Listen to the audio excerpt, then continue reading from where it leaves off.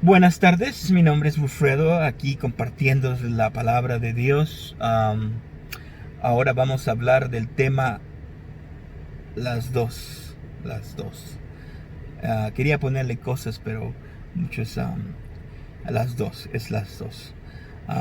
Es interesante ver que el pueblo judío estaba esperando el Mesías, y Dios no solo envió al Mesías, sino que les dio algo más. Es la manifestación de lo completo de Dios. Dice en una ocasión, dijo Jesús: el que me ha visto a mí ha visto al Padre. Entonces esa es la idea que invoca Juan al lector, de que Jesús es las dos cosas. Es el Mesías, el Hijo del Hombre, el Mesías en carne, y Jehová y el Mesías. Entonces ese concepto de las dos cosas Pedro menciona en su discurso, y también Pablo habla en una de las cartas. Se me olvida el nombre de la carta, pero también Pablo menciona las dos cosas. Jehová, que es, muchas veces se asocia la palabra con Adón en hebreo, o con Señor, pero este nombre, Jesús se humilló tanto como esclavo. Se hizo como esclavo, siendo Dios, se hizo como esclavo y murió una muerte de esclavo, que esa era la muerte en la cruz, la muerte popular para los romanos, que los romanos hacían para los esclavos, Entonces Jesús murió una muerte de cruz, muerte de esclavo, y se humilló tanto que Dios lo exaltó y le dio un nombre que es sobre todo nombre.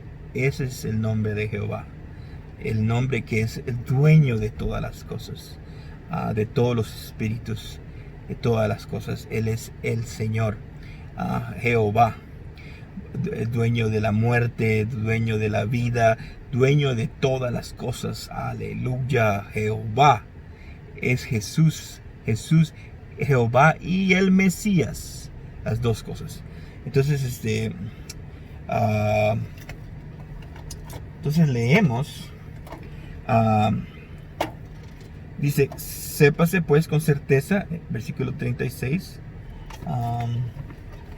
sépase pues con certeza que Jesús es a quien vosotros crucificasteis, y dice, y Dios lo ha hecho Cristo, Señor y Cristo. Ok, versículo 25. Este es el discurso de Pedro. Veía siempre, dice Pedro, al Señor en mi presencia. Está recordando las palabras de David en los Salmos. Pues está a mi diestra para que yo no sea conmovido. Por lo cual mi corazón se alegró, en mi lengua se regocijó, y aún hasta mi carne descansará en paz. Pues no abandonarás mi alma en el Hades, ni permitirás que tu santo vea corrupción. Me has hecho conocer los caminos de la vida. Me llenarás de gozo en tu presencia. Es 25 del capítulo 2 de Hechos, 25 al 37. Vamos por el 29. Hermanos, del patriarca Dios os puede decir confiadamente que murió y fue sepultado, y su sepulcro está entre nosotros hasta el día de hoy. Esto me llama la atención, y no sé si alguien vio el sepulcro. Pedro hace referencia del sepulcro de David, del rey David, y no sé si alguien en este tiempo, porque ya había muerto Jesús, ya había resucitado, y me hubiera gustado que alguien hubiera visto la tumba de David, a ver si habían huesos, porque si hay huesos, si hay rasgos de su cuerpo, significa que todavía no ha resucitado. David todavía sigue muerto, porque cuando una persona es resucitada, se incorpora, se transforma el cuerpo, la carne, se transforma la carne. Entonces, si David todavía estaba ahí en huesos, o algo que quedara de David, significa que todavía no se ha resucitado. Y en Mateo habla de una resurrección, que hubo una resurrección, que los muertos andaban en Jerusalén. Entonces, no da mucha especificación, pero hubo una resurrección. Dice que las rocas se partieron y los muertos salieron de su sepulcro. Entonces, ese es el poder de la resurrección de Cristo. Entonces, no sé si alguien había verificado si del rey David todavía seguía ahí los restos. Pero Pedro hace la mención, dice la palabra que no estaba hablando de David, pero como profeta estaba hablando de Cristo, de que Jesús no iba a haber corrupción, iba a morir, pero al tercer día iba a resucitar, su cuerpo no iba a haber corrupción. Dice, hermanos, dice del patriarca David, os puedo decir confiadamente que murió, fue sepultado y su sepulcro está entre nosotros hasta el día de hoy. Pero siendo profeta y sabiendo que Dios lo había jurado sentar a uno de sus descendientes en su trono, miró hacia el futuro y habló de la resurrección de Cristo, que no fue abandonado en el Hades, ni su carne sufrió corrupción. Hasta a este Jesús Dios resucitó, de lo cual todos nosotros somos testigos. Así que exaltado a la diestra de Dios y habiendo recibido el Padre la promesa del Espíritu Santo, ha derramado esto que vosotros veis y oís, porque David no ascendió a los cielos, pero él mismo dice: dijo el Señor a mi Señor, siéntate a mi diestra. Ahí tenemos otra vez ese concepto de Señor significa ser amo, ser dueño.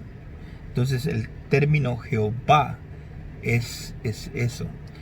Está relacionado con Adonai, con Adón, ser dueño, el nombre máximo. El que es dueño, lo que es dueño de ese esclavo del dueño. Entonces en el tiempo de Jesús habían esclavos, compraban esclavos, los dueños hacían a otras personas esclavos. Entonces, si Jehová es Dios, Él es dueño de todas las cosas. De todas las cosas. La palabra cosa viene de la palabra dabar. La palabra cosa, tema, persona, todo está relacionado con dabar. Entonces cuando se habla de cosa, nosotros muchas veces en español tenemos un poquito pensamos que no es animado, que no es como un carro, como una silla, es una cosa, pero que no, es diferente a un animal o una persona que es viviente, que tiene reacciones y todo. Entonces nosotros miramos cosas en un grado mal, pero la palabra en el origen del hebreo, la palabra cosa va más profundo, va más allá, involucra a una persona o a algo que no está animado, un objeto, entonces inclusive a un evento de la naturaleza, como un huracán. Es una cosa para el lenguaje hebreo. Por eso es que Jesús le hablaba a los árboles, le hablaba a los vientos, a las tempestades, porque para él no eran solo cosas, tenían vida, respondían a la palabra. Entonces eso por eso se dice las dos cosas. Dice, y dijo el Señor a mi Señor: siéntate a mi diestra hasta que ponga a tus enemigos por estrado de tus pies. Sepa pues con certeza toda la casa de Israel que este Jesús a quien vosotros crucificasteis, Dios le ha hecho Señor y Cristo. Al oír esto, compungidos de corazón, dijeron a Pedro y los demás apóstoles: hermanos, ¿qué haremos? Eso fue un impacto para los judíos, que otro judío les estuviera hablando de Jesús. Fue un impacto, y dice en otras versiones, dice que fueron heridos, que fueron cortados en su corazón, que trae el concepto de la incircuncisión. En su corazón, en su espíritu fueron heridos, y por eso dijeron: ¿qué tenemos que hacer? ¿Qué tenemos que hacer? En las versiones de inglés muestra mejor, porque en las versiones de inglés da ese concepto de que como que fueron circuncidados, y que la palabra que Pedro habló les causó la circuncisión en su corazón. Y cuando ellos fueron circuncidados, entonces ellos dijeron: ¿qué tenemos que hacer? No era algo que ellos estaban diciendo porque intelectualmente habían comprendido algo. No, la palabra los hirió, los cortó y los circuncidó del corazón. Y por eso, pero fue después que Pedro dijo las dos cosas: es Jehová y el Mesías. Y fueron cortados. Y dijeron: ¿qué tenemos que hacer? 3,000 personas se unen a el movimiento que era considerado como una secta cuando empezó, de los apóstoles de la resurrección de Cristo.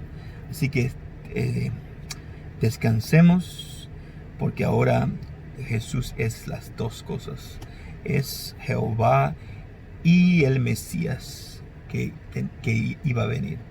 Y ya vino, murió por nuestros pecados. Estamos libres de pecado. Es lo más grande que pudo hacer por nosotros.